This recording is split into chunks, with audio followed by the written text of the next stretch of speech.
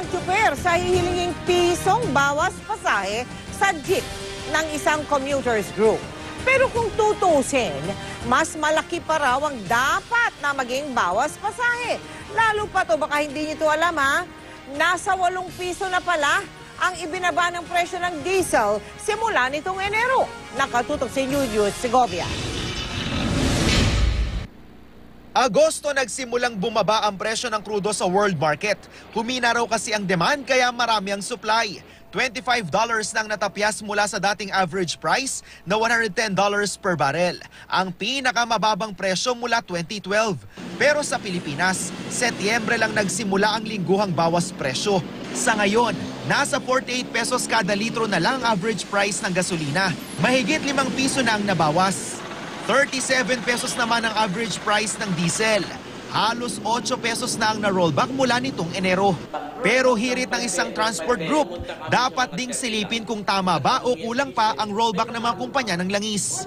Dapat ay binabantayan ng Department of Energy, hindi lamang yung parte ng pagtaas, pati na yung pagbaba. Kung tama ba yung ibinibigay. Sapat naman daw ang mga bawas presyo ayon sa Department of Energy. Pero hindi raw siguradong magtutuloy-tuloy ito.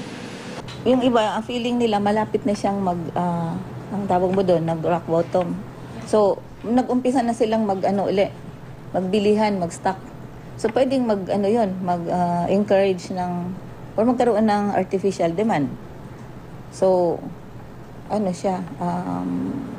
pwedeng tumaas ang presyo. Sa kabila ng agam-agam na baka biglang sumipa ang presyo ng petrolyo, tuloy ang petisyong pisong bawas pasay sa jeep ng isang commuters group.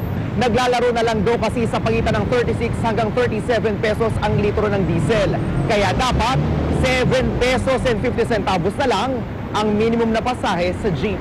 Mahirap nang habulin yung 8 pesos na ibinaba at mahirap na ring bumalik doon sa 45 pesos na benchmark. Bagamat pisong fare rollback ang ihahaing petisyon bukas ng grupo, ayon sa National Council for Commuters Safety and Protection, kung tutusin, dapat daw 5 piso na lang ang minimum fare sa jeep. Maganda, bumaba na kasi ang daming mahal na bilihin eh. Pabor sa amin mga pasahero yan.